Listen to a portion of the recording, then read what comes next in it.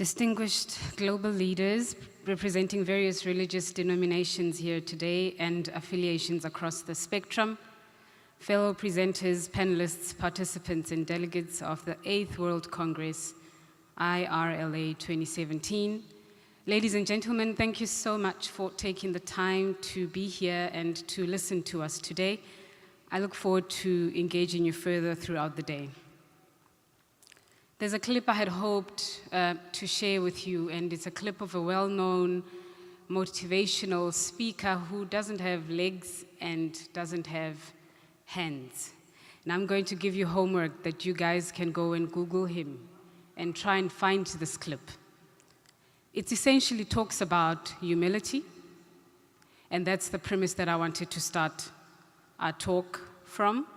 If possible, if we can beam the video, it would be great.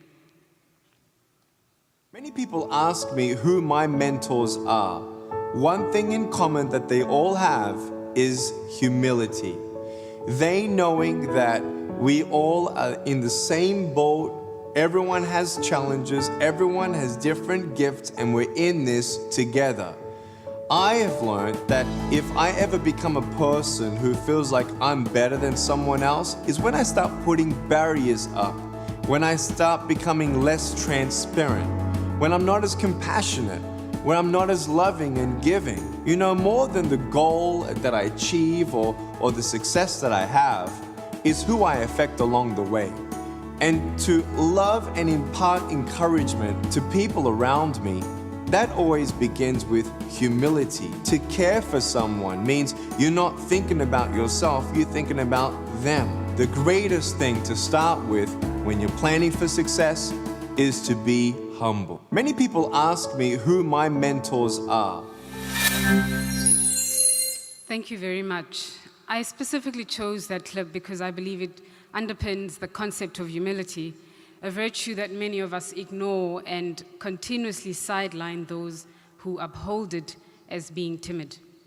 I believe humility is one of the most basic and fundamental humane elements that directly influence a possible reality that can demonstrate our preferred extent to which we can allow human dignity to thrive or not to thrive under our watch, especially as envoys of peace, fostering a more human face to the global boundaries that cut across laws and easily advance restrictions on the rights of others, particularly those with regards to the choice to freely affiliate within religious arenas.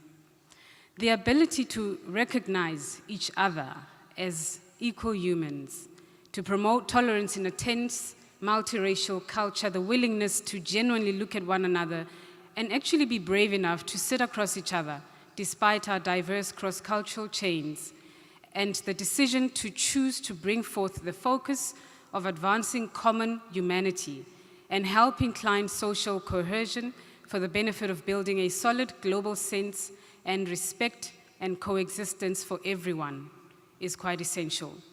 And it starts with being willing to take enough care to open spaces that are safe for progressive engagement at a most basic human level. This is pivotal to the efforts that are needed to positively influence the global religious landscape for the sake of peaceful existence and coexistence. Earlier this year, during the Israeli Apartheid Week, I was asked to contribute an article on the realities of the state of affairs between Israel and Palestine for a newspaper called African Times, published back in my country, South Africa. And as a young African writer who is unapologetically Seventh-day Adventist Christian, but also a social activist who's very keen on human rights, this was one of the most difficult pieces for me to write. It's one of the most difficult jobs I've had to encounter. So in my writing career, I've had to always follow briefs from editors, and essentially this is how the brief went for this one. I quote my editor, "Jabulile, please make sure that it's a hard-hitting, thought-provoking piece. I'm counting on you," end quote. And that was the brief. What he forgot to tell me, though, was that actually it's also a very sensitive subject, so tread softly. So there I was trying to produce a thought-provoking piece, and fortunately I went onto my Twitter feed and Instagram, and I came across a myriad of university students, some of who are social activists, critical thinkers, and scholars, boldly expressing solidarity, holding placards proclaiming peace in various universities across our country. And then I was immediately reminded of South Africa's former president, Nelson Mandela, who was the first democratically elected black president of our country in the advent of liberation, a global icon, as you will know him.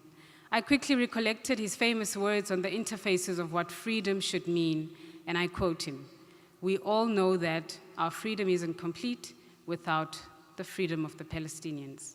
The essence is that it should be humanly impossible to be free when your neighbor is not free."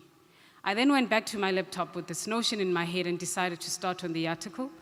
And immediately I made a choice to become an immediate, bold voice of reason, using the platform I had at the time, a platform I could control at the time, to display my humanness and stand in solidarity instead of just writing yet another story. Holding the power of the pen at the time to either further confuse or distract, I decided to rather build. I was immediately challenged to explore how people with intense religious and philosophical differences can possibly live together without any form of violence or infringements of rights. The experience required that I examine faith-based diplomacy, justice, and the art of peacemaking in a constantly changing and complex world.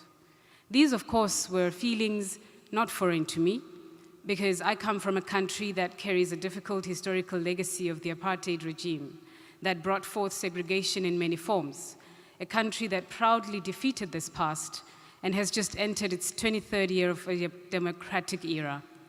Yet it's still struggling with the concept of human rights and the cohort of social justice, where religious liberty and models that advance it continue to remain under threat, as young people continue to face challenges of showing up for an exam or failing the term if they don't show up. Carelessly disrespecting religious freedom, this reality is constantly challenged by a growing number of academic concepts and other contradictory forces that seek to reduce the importance of one's freedom to religiously affiliate by choice and preference to any denomination.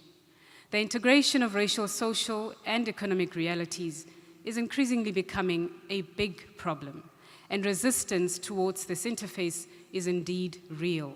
This, however, does not mean the ideal of peace in which we hope for is impossible. I have learned that the struggle is a global phenomenon and that models of peaceful coexistence are continuously challenged and sidelined, and sadly, in some cases, if not most cases, completely silenced. To be able to look beyond a political, biblical, and social segregation is a personal choice. To seek to tell a different story and support a cause that can help paint a different face and advance peace and coexistence for everyone, the humility to allow that space a reality and make it a reality is a chance that each person can make. We should never be comfortable to fold our hands and keep warm company of people who continuously discourage acts of reconciliation and possible efforts of state solutions for others. People that relapse efforts of peace building and paint religious freedom as the root cause of conflict. The spaces we create that publicly continue to encourage resistance of constitutional democracy and further widens gaps of religious intolerance should not be acceptable. To be able to embrace emerging models of peaceful coexistence and mutual respect, and be able to influence global shapers who hold prominent positions, yet disregard every single opportunity to uphold truth, to denounce racial tension, social inequality and oppression of religious rights, efforts of enhancing multicultural and interfaith dialogue should not be encouraged. When you hold an influential position, that is your platform that is critical for you to be able to further rally behind the work that is being done to advocate for peace. I came across an article a while ago published by Encounters magazine, and I was delighted to witness a little write-up on the German-Brazilian Friendship Association running an NGO that essentially was strengthening social and cultural ties between the two countries. And it's in small acts like this that, in my view, starts with the mindset where you can share with another person, and from there we can all be willing to create a platform and be bold enough to speak and stand for those who cannot do it for themselves. That, in and of itself, is selfless and remains a principle I personally hold dear.